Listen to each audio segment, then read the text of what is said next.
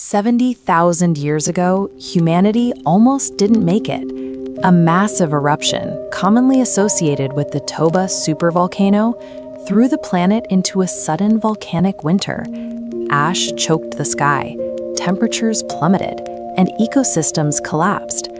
Genetic evidence suggests the global population of Homo sapiens dropped to just a few thousand breeding individuals, roughly the size of a large wedding.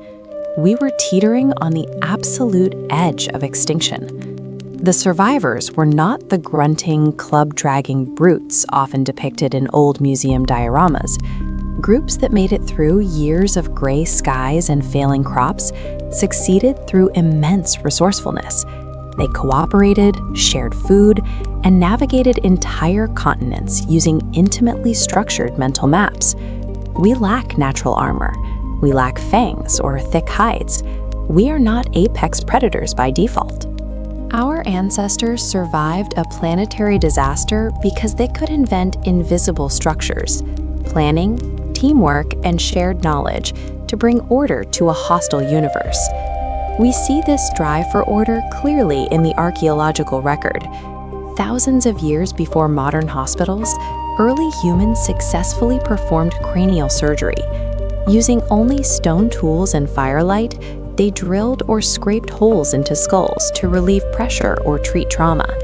Many patients survived, showing the results of careful observation and long-term medical care. They also invested precious time into tasks that offered no immediate caloric reward. Hunters carved precise holes into hollow bird bones and mammoth ivory to create functional, tuned flutes. Music strengthened memory, reinforced group identity, and provided a way to regulate emotion. They established vast, structured trade networks to secure resources. Razor-sharp volcanic glass, like this obsidian point, has been found hundreds of kilometers from its natural source. Moving these materials across unmapped continents required recurring contact between groups, diplomacy, and a system of exchange. Surgery, music, and trade were deliberate acts to impose social and psychological order on a terrifying world. As human populations stabilized, that drive for order turned toward the unpredictable theater of the sleeping mind. The ancient world viewed dreams as a form of structured correspondence from the divine.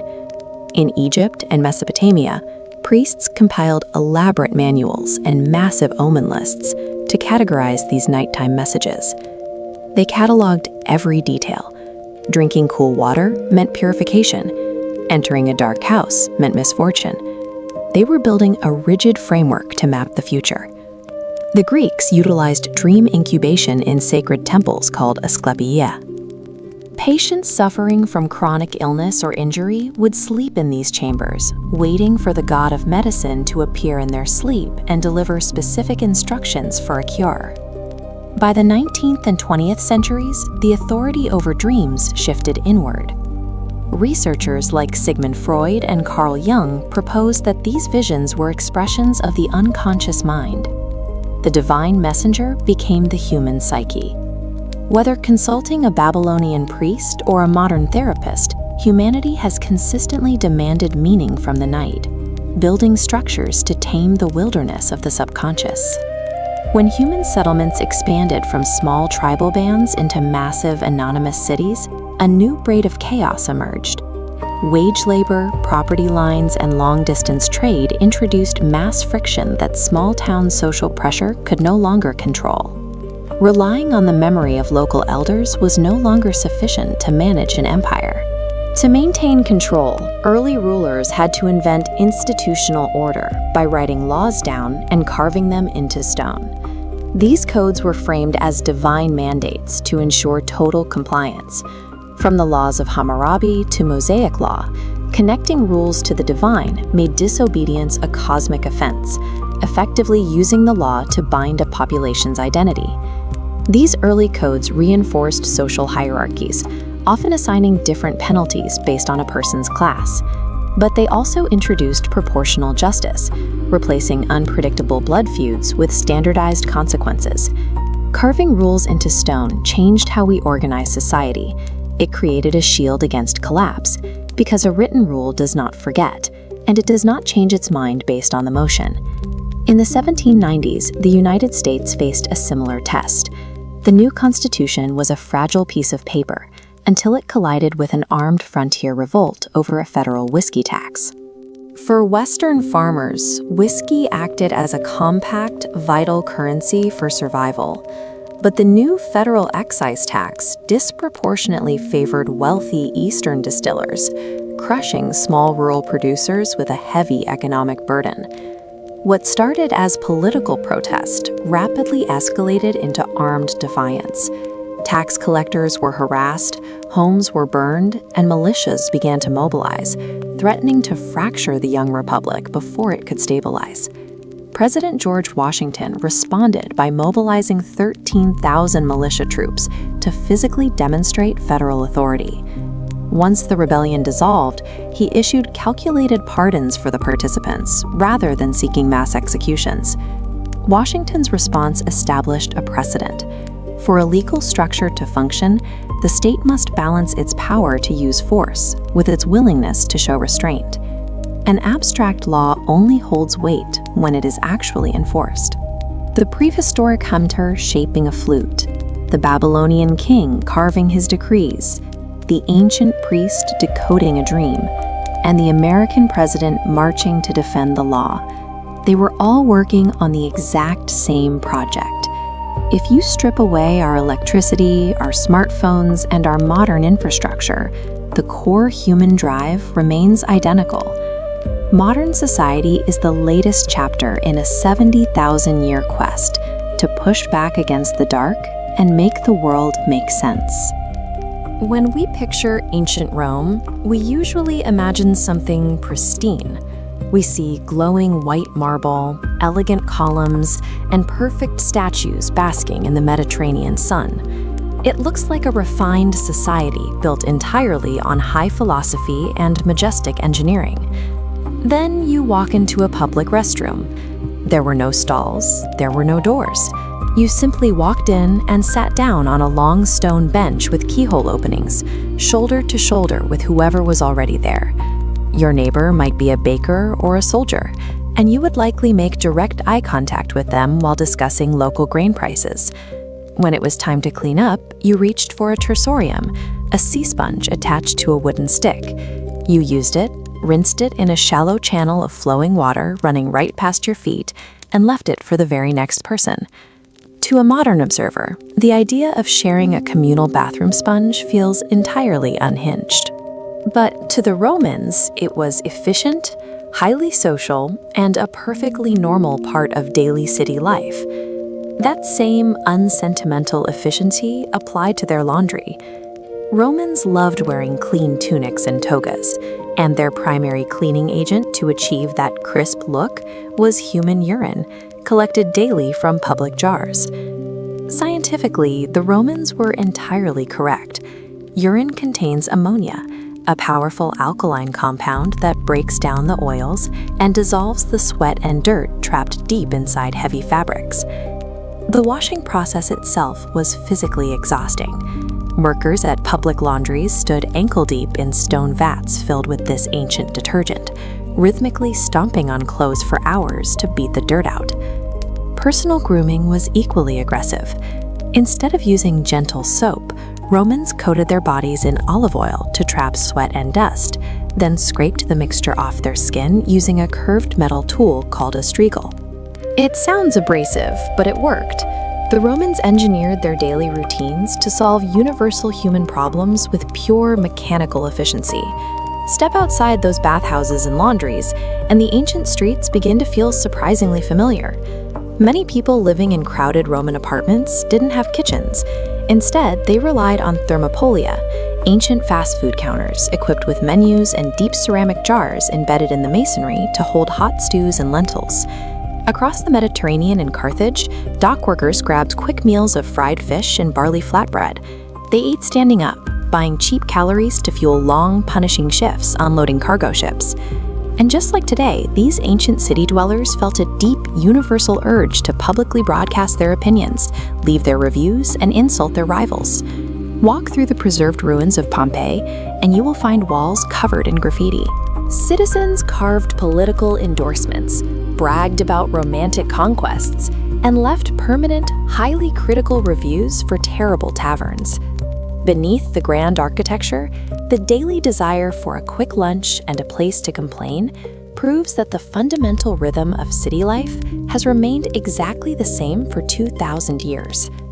But a society of fast food eating, graffiti writing regular people requires an enormous amount of money to function. To build world-dominating empires, ancient states relied on relentless taxation. The Romans taxed almost anything that generated value. Emperor Vespasian even levied a tax on the urine collected from those public latrines. When criticized for the unpleasant nature of the revenue, he famously replied that money does not smell.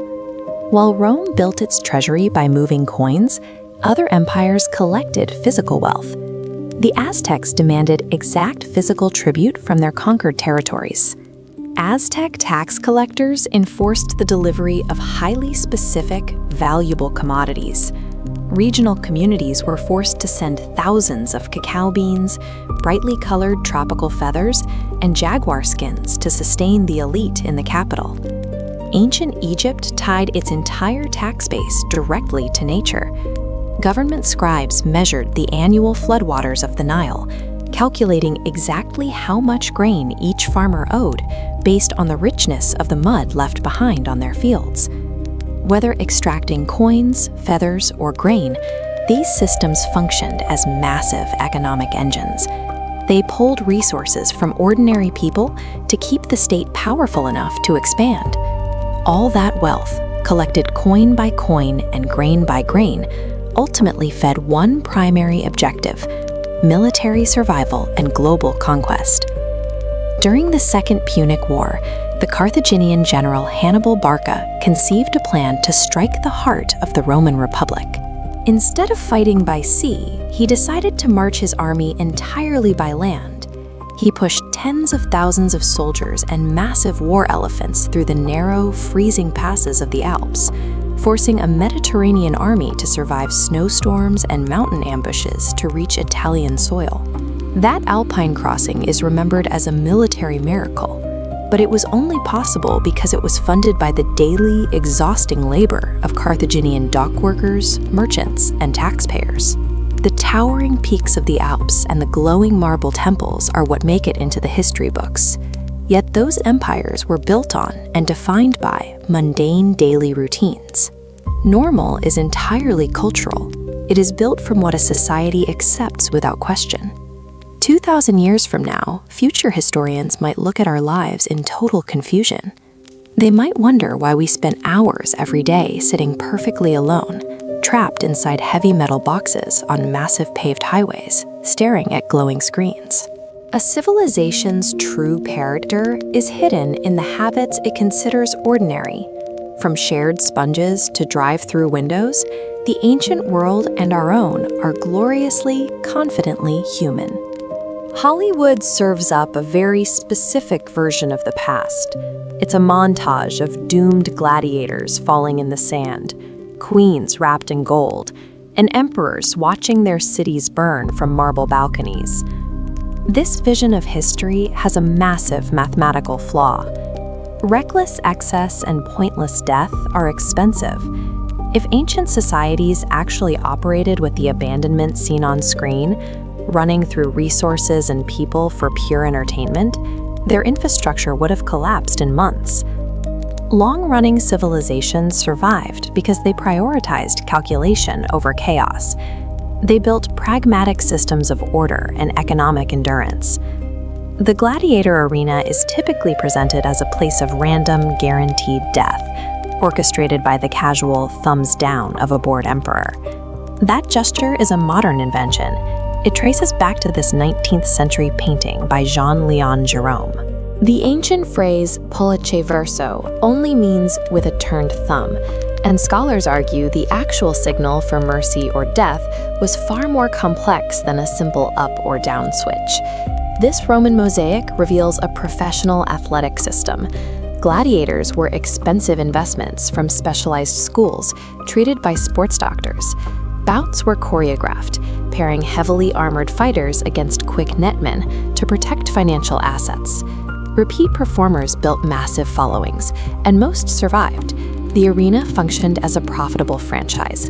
It relied on the survival of its cast to sustain the spectacle year after year. This drive to regulate aggression extended to the battlefield.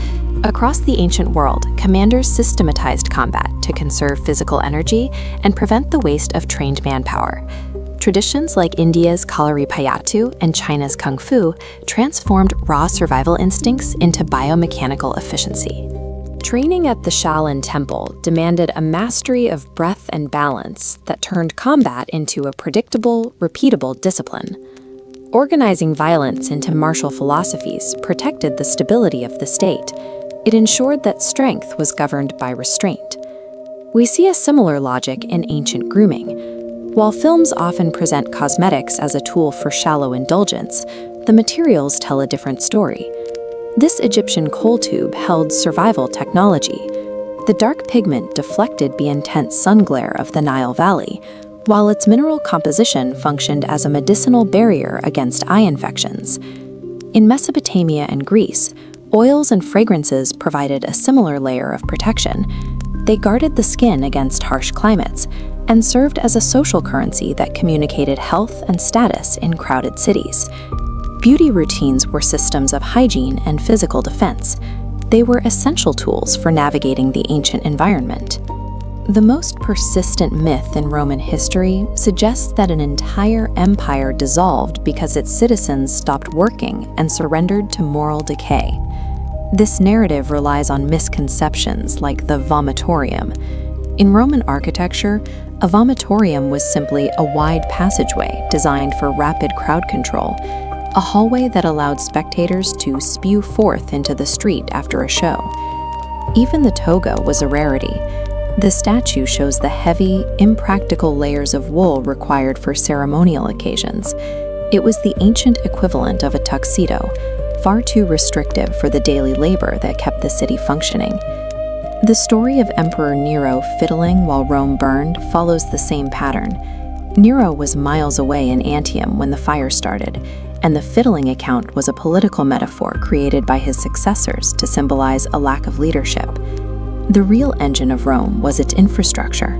Maintaining massive urban centers required the constant labor of blacksmiths, merchants, and engineers, who managed complex logistics like the Pont du Gard aqueduct. Stability was maintained by administrators like Empress Julia Domna.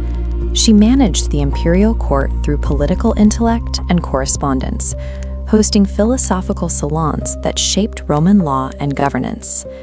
The Western Empire eventually fragmented under compounding economic strain and military overextension. It was a structural erosion that lasted for generations, even as the eastern half continued to thrive in Constantinople. Removing the cinematic tropes, the purging rooms, and the guaranteed arena deaths reveals a version of history that is far more sophisticated. Civilizations endured because of the shopkeepers, the builders, and the pragmatic administrators who managed the systems of daily life. History is an account of systems engineering and the incredible human capacity for adaptation. Removing the cinematic tropes, the purging rooms, and the guaranteed arena deaths reveals a version of history that is far more sophisticated. Civilizations endured because of the shopkeepers, the builders, and the pragmatic administrators who managed the systems of daily life. History is an account of systems engineering and the incredible human capacity for adaptation. When we think of the ancient and medieval past, our minds tend to jump straight to the highlights. We picture gleaming marble temples glowing in the Mediterranean sun, elegant Gothic castles, brilliant philosophers debating in the Forum, and legendary warlords commanding massive armies. This pristine version of the past exists primarily as a public relations campaign. These monuments and texts were carefully curated by ancient elites to project an image of absolute power and civility to their neighbors and to history. To understand the actual mechanics of how our world was built, we have to look past the official brochures. We need to step away from the monuments and enter the dangerous, unrecorded lives of the people who lived in their shadows. The vast majority of human experience took place in the dirt, the dark, and the margins. The official image of the Roman Empire shows senators in crisp white togas strolling past glorious triumphal arches and fountains gently splashing in picturesque plazas. Just a few streets away, the real Rome was crowded, chaotic, and loud. Nearly 1 million people were packed into neighborhoods like the Suburra, living in tall, narrow apartment blocks called insulae. These were essentially ancient skyscrapers built out of wood, stacked several stories high and squeezed into narrow alleys. Because landlords built them quickly and cheaply, the phrase top floor apartment carried a constant risk of death. Walls were paper thin, fires spread instantly, and buildings occasionally gave way entirely. Without modern sanitation, residents routinely threw waste and raw sewage straight out their windows onto the streets below. People endured these hazards because Rome was the economic engine of a vast empire. Dock laborers, blacksmiths, and bakers were required to live near the markets and warehouses where the work was. Looking at the maze-like footprint of these structures, we see the cramped reality that actually kept the city functioning. The grit and daily survival of the millions living in these slums powered Rome's expansion and defined its actual durability. In medieval Eastern Europe, another historical reality is buried beneath a popular myth. Today, we expect the vampire to be a wealthy, aristocratic count living in a grand castle, speaking in a seductive voice. The villagers of 17th century Transylvania and Serbia feared something entirely different: a swollen, decaying corpse, usually a recently deceased neighbor, dug up from the local dirt. When villagers opened graves to check, they found bodies looking strangely fresh, with reddish skin and blood around the mouth. These were simply natural stages of human decomposition, as gases build up and fluids shift. But to communities with no understanding of biology, the sudden, lethal spread of disease looked like a coordinated supernatural attack from the dead. To fight back, villagers employed grim, desperate rituals. They hung garlic to repel spirits, shoved stones into the dead's mouths, and drove sharpened wooden stakes to pin them to the earth.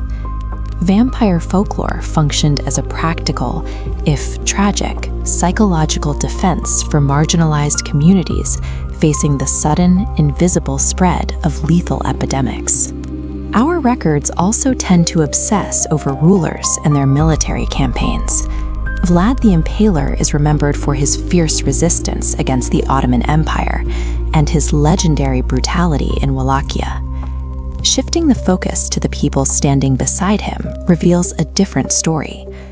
Vlad's wife, Justina Silagi, came from a powerful Hungarian family, living at the center of a volatile and dangerous court in Eastern Europe. Justina had to navigate a daily minefield of shifting geopolitical alliances and internal betrayals. When Vlad was suddenly arrested by the Hungarian king and held captive for years, Justina was forced to manage her family's status and safety in an isolated, fortified world where the threat of assassination was a constant reality. While history books focus on warlords' violent deeds, surviving the deadly politics of their courts required masterful, strategic brilliance from the women who lived there. Ancient intellectual history often feels exclusively male because literacy was a gate-kept resource. Education was generally restricted to boys from elite families, ensuring that philosophy, poetry, and historical records were controlled by men. Despite these restrictions, marginalized women found institutional loopholes. They used religious spaces and private circles to learn to read, write, and record their own experiences. Over 4,000 years ago in Mesopotamia, Enheduanna leveraged her role as high priestess in Ur to wield massive religious and economic influence. By pressing her hymns to the goddess Inanna into clay tablets, She became the earliest known author in human history whose name we can actually identify. Others followed. In ancient Greece, Sappho composed deeply personal lyric poetry that redefined how the ancient world thought about emotion. In China, Ban Zhao helped complete the official history of the Han Dynasty, shaping imperial records from within the port. These women engineered brilliant ways to leave permanent intellectual legacies in a world designed to keep them silent. The foundations of human civilization were forged by slum laborers hauling grain, terrified villagers fighting disease, queens navigating deadly political courts, and priestesses pressing reeds into clay. Gleaming statues and official records only tell the story of the winners. The real human story remains hidden in the messy, loud, and dangerous margins. For most of human history, a mountain range or an ocean was an absolute limit. If you reached a physical barrier, your world simply stopped. Because travel was slow and dangerous, human existence was almost entirely local. The climate dictated what you ate, the soil determined what you built, and the community decided your currency. Yet staying in one place rarely satisfied human curiosity. The pursuit of wealth, rare goods, and new information continually pushed civilizations to test the edges of their maps, searching for ways to bypass these massive geographical barriers. As this map shows, our story plays out across 3 isolated arenas: the dense rainforests of Mesoamerica, the sprawling steppes of Central Asia, and the rugged American West. To acquire power and prosperity, the people in these regions had to systematically invent technologies and infrastructures to compress time and space. They had to figure out how to shrink the world. Deep in the tropical forests of Mesoamerica, the cacao tree grew entirely separated from the rest of the globe. It was a bizarre-looking plant, producing bright pods straight out of its trunk that contained intensely better seeds. The Aztecs recognized the value in these seeds, transforming them into a physical currency used across their empire's massive trade network. It was harvested, measured in woven bags, and used as the literal foundation of their economy. This measurable equation shows exactly how that economy functioned. If you went to a market in the Aztec capital, a rabbit for dinner would cost you 30 individual beans. A turkey could cost 100. Then the Spanish arrived. By crossing the Atlantic Ocean, they stumbled into a civilization where money grew on trees. They recognized the economic value immediately and began hauling thousands of beans back onto their ships. Back in Europe, the Spanish stripped away the traditional chili peppers, added sugar, and served the beverage hot. This modification turned a bitter American seed into an obsession for the European aristocracy. Cacao's journey bridged the oceanic divide. A local currency, isolated for centuries in a rainforest, had become a global commodity.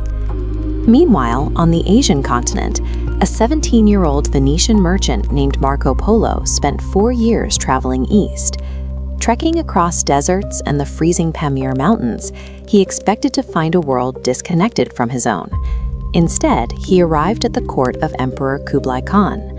The Mongols controlled territory stretching from the Pacific coast all the way into Eastern Europe, and they had already engineered a way to master that enormous distance.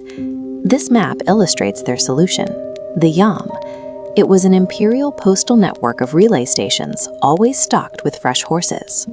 A rider carrying an official tablet could move military orders or tax data across thousands of kilometers at speeds unthinkable in Europe. Looking at this comparison, you can see how they also mastered the logistics of wealth. To a European accustomed to hauling heavy chests of silver and gold, the Mongol use of paper banknotes, stamped with the imperial seal and accepted across the empire, seemed like a rumor.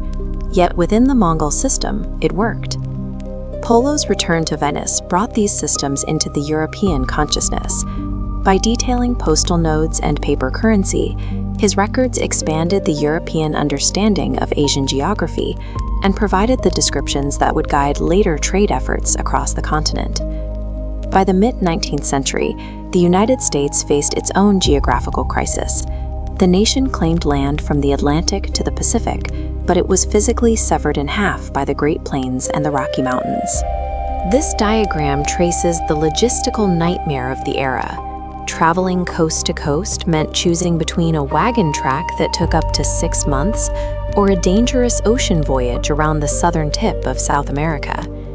In 1862, Abraham Lincoln signed the Pacific Railway Act. This legislation triggered a high-stakes race between two railroad companies to lay steel across the continent. The Union Pacific pushed westward from Nebraska. Their crews faced extreme heat, freezing winters, and grueling labor conditions, frantically hammering down rails across the flat expanse of the plains. Moving eastward from California, the Central Pacific faced the solid granite wall of the Sierra Nevada. They relied on thousands of skilled Chinese immigrants to blast rock with explosives and carve tunnels through the mountains in the middle of winter blizzards. This infrastructure project functioned as a brute force solution to geographic isolation, physically welding the two halves of the country together. In the spring of 1869, the two massive armies of labor finally approached each other in the Utah desert at Promontory Summit. As the locomotives met, an official stepped forward with a ceremonial spike made of gold. Driving the final piece of metal into the wooden tie marked the moment the tracks joined. The continent was connected. The impact was recorded immediately. A telegraph wire was attached to the hammer, and the signal instantly flashed across the country. This timeline illustrates the result. A migration that previously consumed 6 months of travel was reduced to a train ride of about 7 days. The nation had effectively shrunk. The steel rails of the railroad accomplished for America what the horses of the Yam system did for the Mongols, and what oceanic galleons did for Aztec cacao. They overcame the map, moving goods, people, and ideas at speeds the world had never experienced. Today's interconnected landscape exists because of this human refusal to accept the limits of geography. Our world is the collective legacy of the travelers, merchants, and laborers who bridged these distances. Faced with a terrifying threat, we usually default to a frontal assault. We want to meet the enemy on the battlefield, swords drawn, and beat it into submission. But human history is defined by forces that cannot be punched, stabbed, or shot. You cannot negotiate with the plague. You cannot arrest a drought. You cannot conquer an empty desert. And you cannot easily dismantle a criminal syndicate protected by a small army of enforcers. When our primary weapons fail against these uncontrollable forces, the reaction is predictable. We double down on spectacular, desperate direct actions that leave us weaker than when we started. Survival requires us to stop fighting the enemy on its terms. If we cannot win the head-on collision, we have to find a back door. In the 1400s, medieval doctors launched a chaotic frontal assault against the Black Death. They bled patients to balance their humors and tied live frogs to infected lymph nodes to draw out the poison. Nafi patients drank crushed emeralds, and entire cities carried floral bouquets to ward off the spell of sickness. These interventions failed because the enemy, the Yersinia pestis bacterium, was microscopic and entirely unaffected by medical tradition. It continued spreading through fleas and rats, ignoring the carefully curated herbal bouquets. The first effective defense came from port authorities in Venice, who abandoned medical cures to manipulate physical space. Ancient agriculture faced an equally invincible enemy in the weather. Direct appeals and sacrifices to the gods failed to stop droughts or floods that could destroy a season's entire harvest overnight. Societies eventually shifted from trying to change the weather to tracking its predictable rhythms. While a single storm was chaotic, natural patterns remained consistent across the seasons. Egyptian astronomer priests found their answer in the stars. They tracked the heliacal rising of Sirius. When this specific star appeared in the dawn sky, it signaled the arrival of the annual Nile flood. This celestial data formed a complete agricultural calendar. Farmers could now evacuate floodplains and prepare their irrigation canals weeks before the water actually arrived. Ancient farmers could not control a single drop of rain. By decoding these environmental patterns, they outscheduled the chaos and secured their food supply. The Silk Road spanned thousands of miles of lawless desert. Merchants carrying Chinese silk and Persian silver were slow, predictable targets moving at 3 miles an hour. Direct military defense often failed. Bandits operated in fast raiding parties that could launch a sudden ambush, steal a few highly valuable camels, and vanish into the dunes before the caravan guards could respond. Merchants adopted a lateral solution.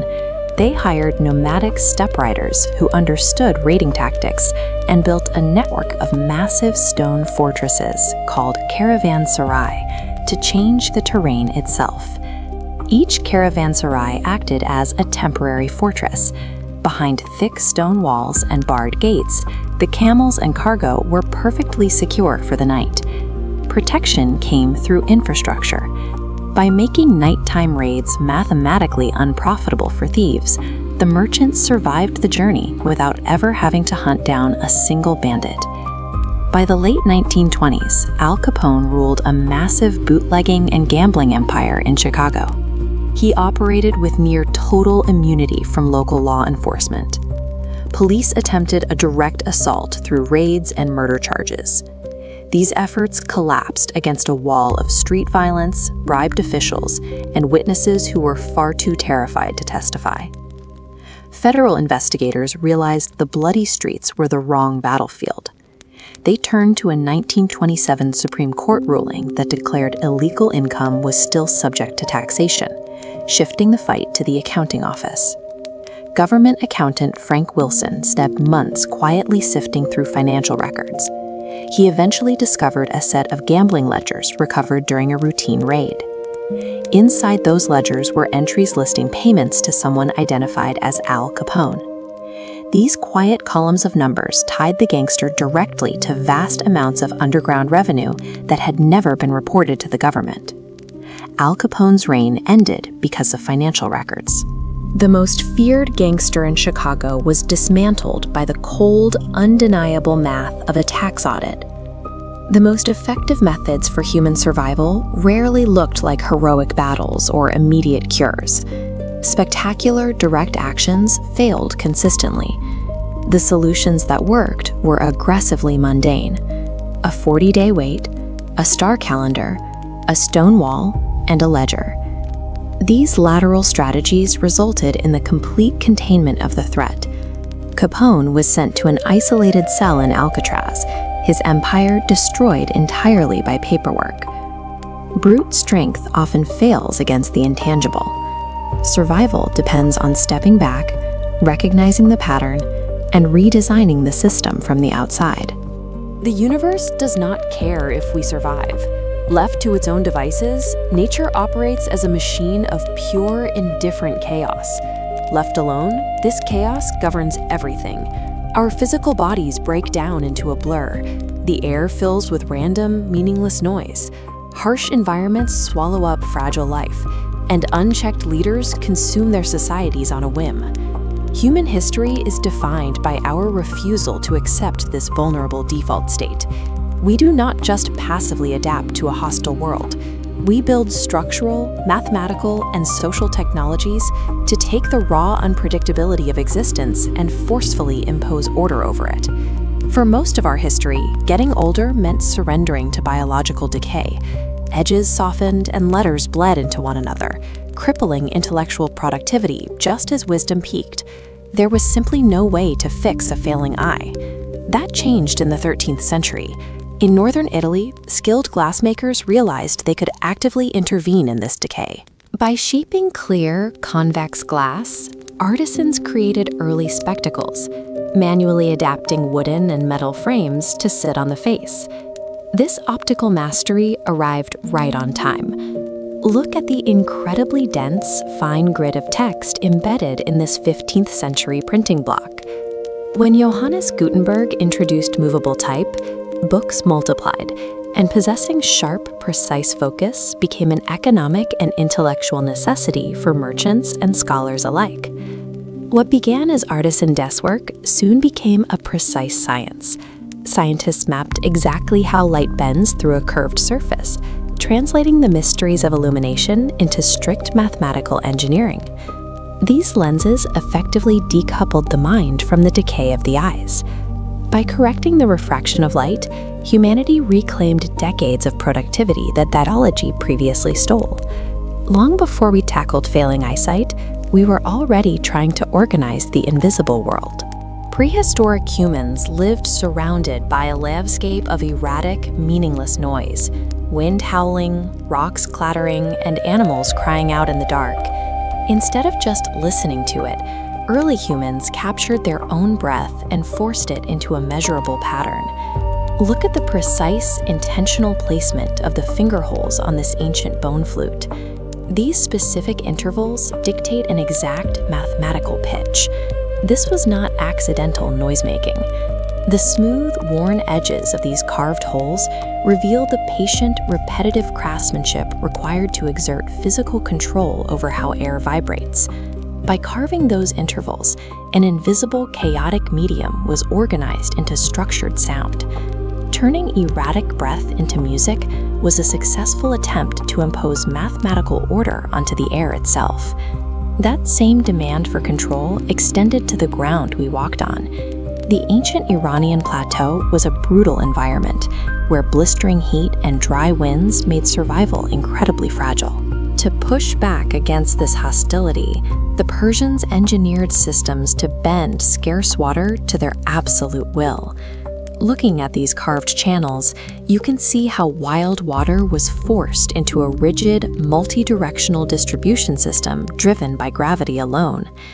They took the untamed desert and forced it into strict, symmetrical quadrants known as the Chahar Bagh, or Four Gardens. The land was divided into exact sections governed by a central water axis, imposing a cosmic geometry directly onto the Earth.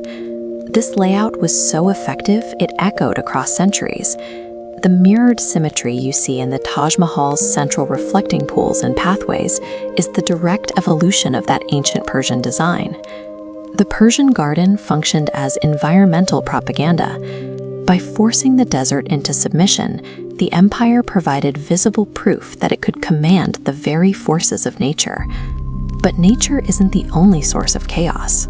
Sometimes the most volatile environment you can step into is human politics, specifically a dinner date at a Tudor court. King Henry VIII was a human force of unpredictability. Wrapped in layers of heavy velvet and gold, his imposing stance declared an absolute authority that could rewrite national religions or erase a life based entirely on a shifting mood. Surviving proximity to that kind of volatility required intense social engineering.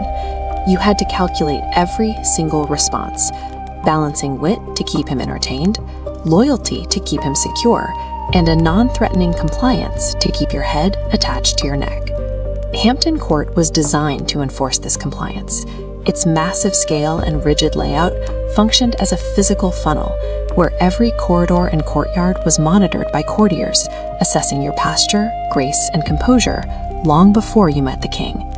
Tudor court etiquette functioned as a technology of survival. This system of rigid social choreography allowed individuals to navigate the king's volatility with the same precision used to irrigate a desert or grind a lens. Whether it is a polished glass lens, a carved flute, an irrigated courtyard, or the calculated silence of a noble at dinner, they are all the exact same human reflex. We apply this reflex to different problems across different centuries. The persistence of these inventions proves that our drive to impose order is our most universal, enduring trait. Human power does not come from accepting the world as it is.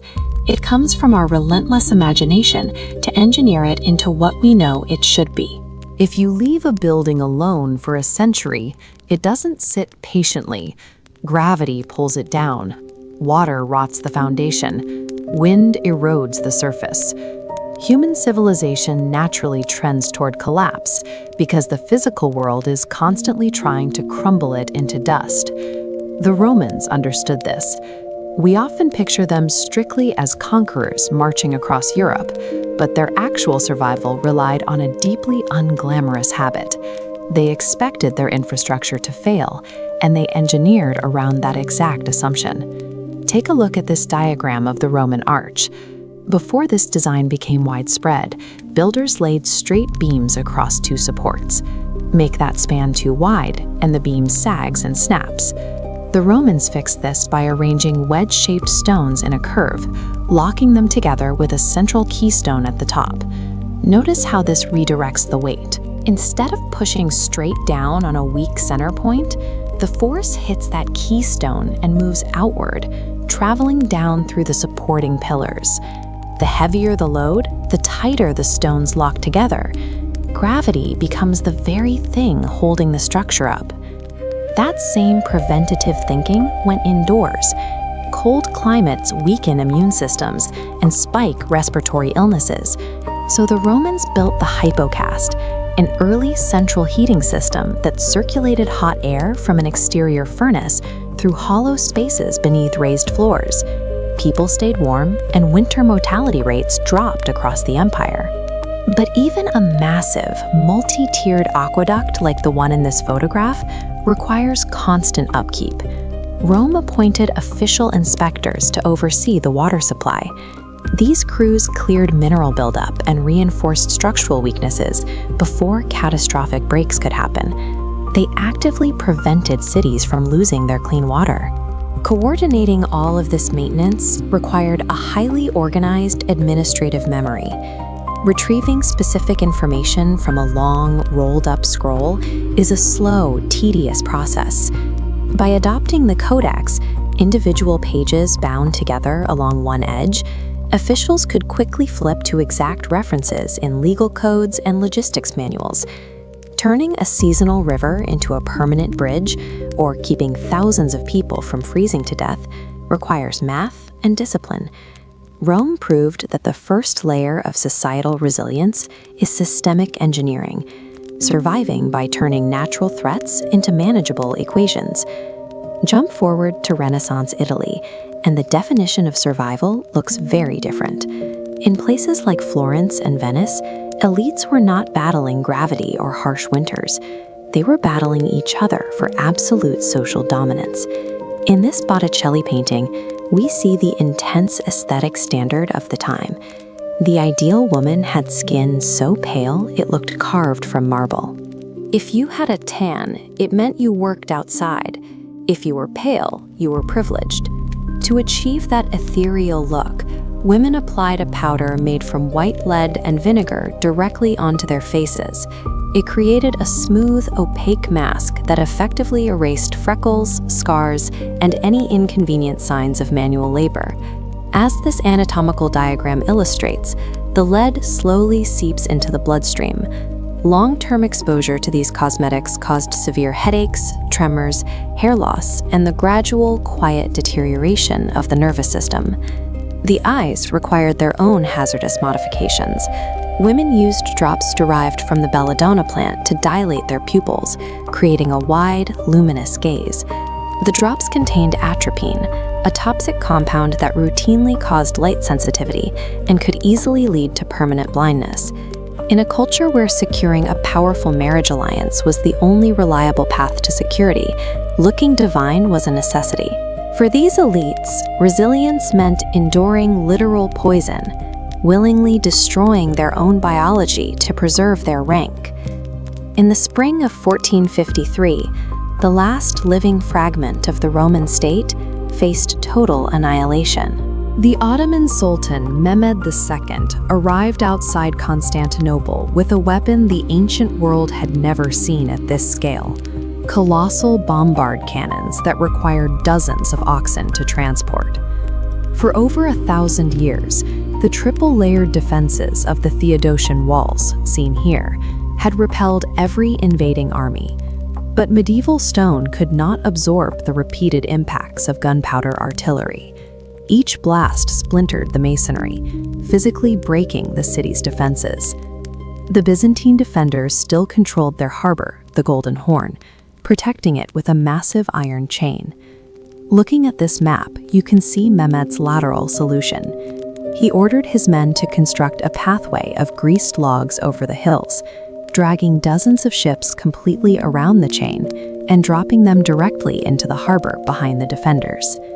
The walls finally fell, and the city was captured. But in the chaos before and during the siege, Byzantine scholars gathered whatever manuscripts they could carry and fled westward across the sea. They brought the original Greek writings of Plato, Euclid, and Aristotle with them. The physical Roman Empire was permanently dissolved on the battlefield, but its intellectual DNA survived the collapse, migrating into Italy, where it poured conceptual gasoline on the early Renaissance.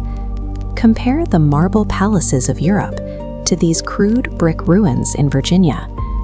In 1607, English investors sent men to Jamestown expecting to find easy gold. Instead, they stepped into a humid, swampy environment where their European assumptions immediately failed. Elegant political theory and social status mean nothing without a reliable food supply. By the winter of 1609, drought and fractured relations with the Powhatan Confederacy trapped the colonists inside their fort.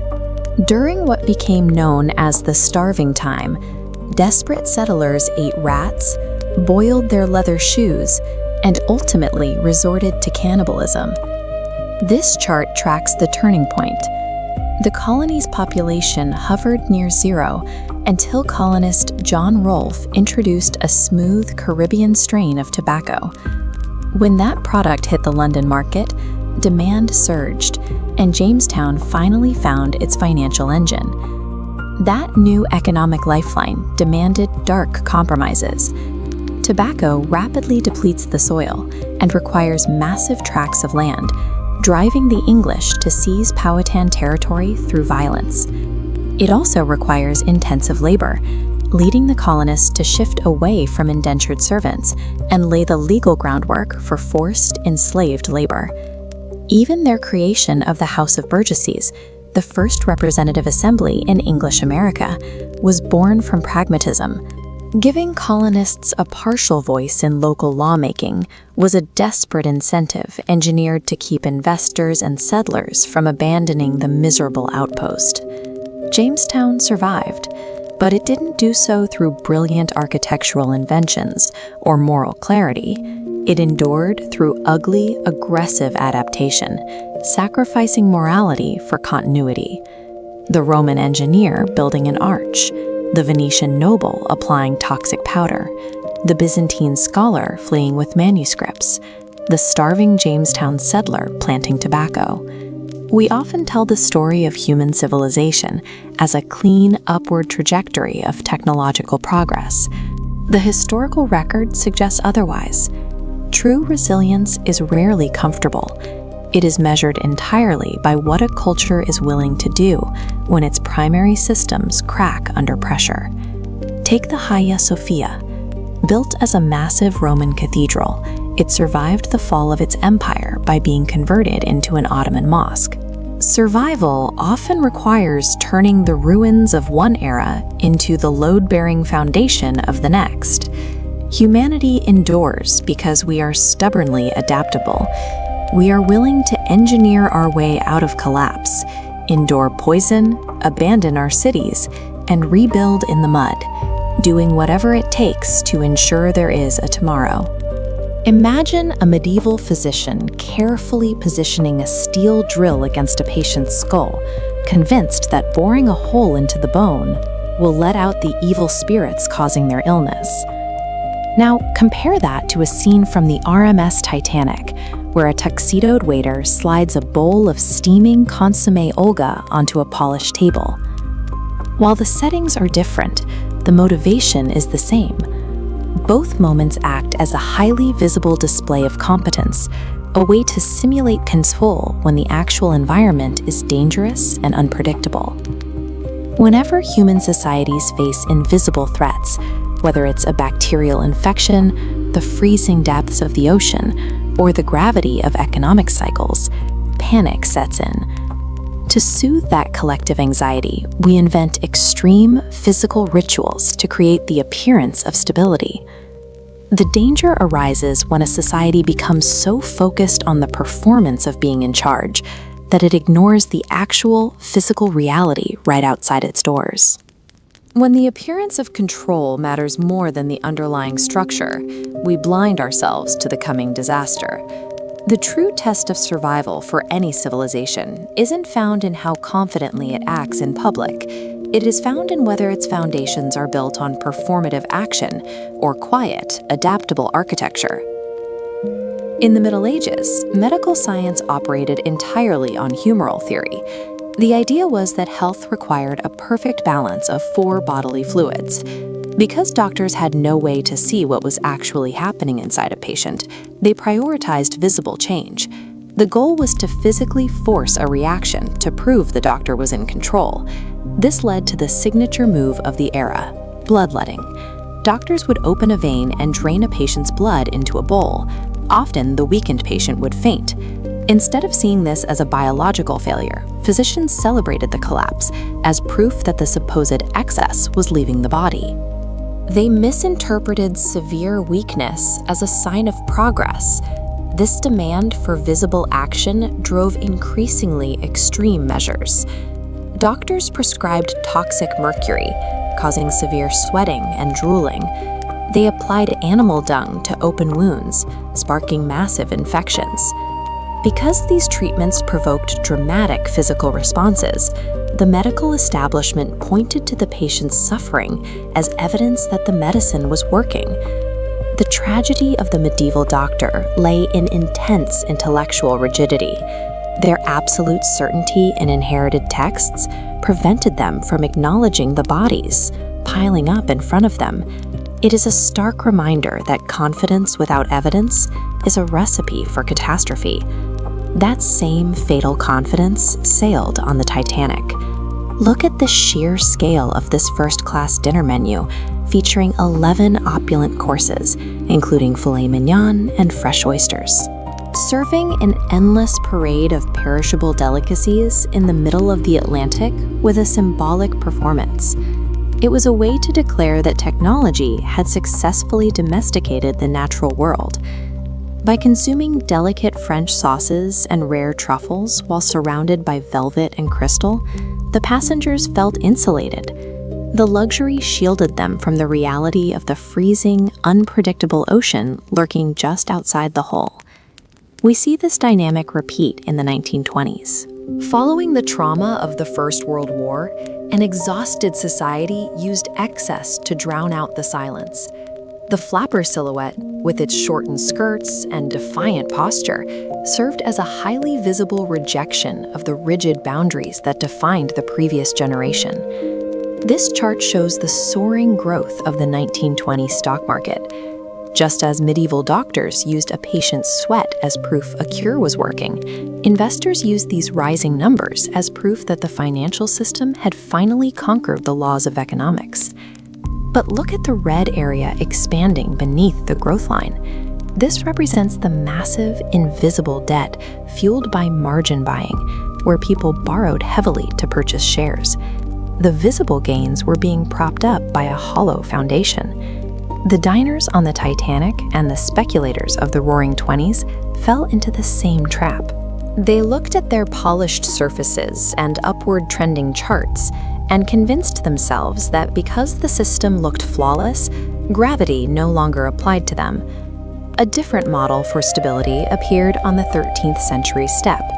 Rather than relying on public displays of mastery, the Mongol Empire used a system of pragmatic structural anchors to hold its territories together. When Genghis Khan conquered new territory, he avoided relying solely on military force. Instead, he married his daughters, women like Alakai and Chechegin, into the ruling families of conquered territories, creating a network of direct political kinship. These women governed by managing the unglamorous logistics of daily rule. They protected trade routes, organized the collection of tribute, and secured border alliances. They didn't need theatrical displays. They needed the system to function.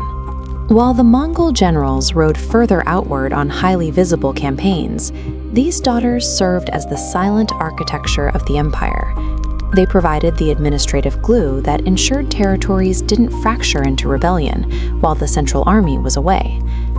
Unlike the performers who drain blood or serve oysters to prove their mastery, the Mongols achieved stability by recognizing a hard truth. Power requires quiet, adaptable systems that conform to reality rather than forcing reality to fit theory. When theatrical certainty collides with reality, reality wins. The medieval patient eventually succumbs to sepsis, and the Titanic, with all its crystal and confidence, shatters against millions of tons of indifferent ice. In 1929, the market collapsed. The instant the speculative bubble met actual economic gravity, the performative wealth of the Roaring Twenties evaporated, turning absolute euphoria into absolute terror in a matter of days. Contrast those sudden collapses with the Mongol Empire, which outlasted its founder precisely because Genghis Khan's daughters had built a resilient, shock-absorbing political structure. We have to evaluate our own institutions and economies through the same lens. Are we doing the hard work of building quiet, adaptable architecture? Or are we just consuming an 11-course dinner on a sinking ship? Survival does not come from the theatrical certainty that you are invincible. It comes from having the humility to notice reality before it hits you. We all know the legends: the perfectly symmetrical Egyptian queen, the righteous holy knight, the fiercely loyal samurai, and the caravans of the Silk Road. But the versions of these figures that survive in our museums and movies are rarely the people who actually lived. The icons we revere are largely illusions, refined by time to hide a much messier reality. To survive eras of extreme instability, these people relied on ruthless pragmatism, strict discipline, and political camouflage.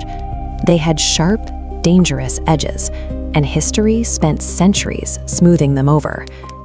Nefertiti is now a global icon of aesthetic perfection. We focus on the symmetry and the missing left eye, but this modern obsession with her face ignores her actual role as a strategic political operator. She was a co-architect of a theological revolution. Alongside her husband, Akhenaten, she elevated a single god, the Aten. In state carvings, she appears at the same scale as the king, performing rituals traditionally restricted to the pharaoh alone. As the reign progressed, she likely adopted a new royal name and masculine regalia to rule in her own right. By shifting her identity and title, she navigated a system that rarely permitted a woman to hold supreme power.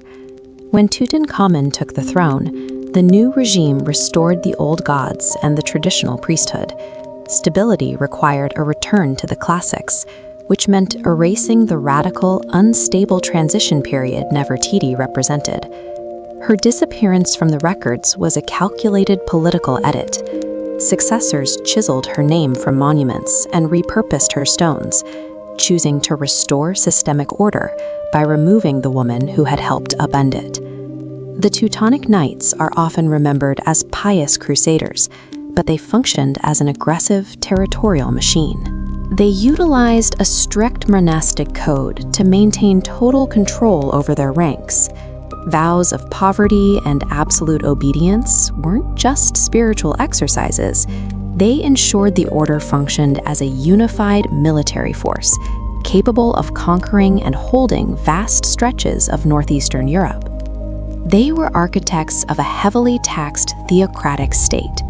From fortresses like Malbork Castle, the order managed trade, collected tariffs, and governed local populations with industrial-scale administrative power. Their rigid religious discipline was the engine of their state. It provided the structure necessary to transform a small hospital brotherhood into a dominant geopolitical power. We usually hear the story of the 47 Ronin as a tale of spontaneous, honorable revenge. But their success depended on an extreme, calculated discipline that lasted for years. To bypass the shogunate's spies, the Ronin spent 2 years living as failures and drunkards. They weaponized their own public humiliation, using a curated identity of disgrace to convince their enemies that the fire of revenge had gone cold. After the assassination, they surrendered peacefully. By accepting their death sentence without resistance, they forced the state to recognize them as honorable samurai rather than common criminals, securing their place in the moral record of the empire. Their legacy was forged by their mastery of camouflage.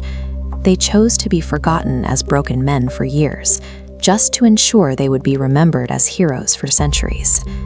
These human efforts to control a legacy vanish entirely on the Silk Road. We romanticize the vibrant trade hubs, but the route was defined by a sheer indifferent brutality. Surviving the elements required a repetitive, exhausting discipline.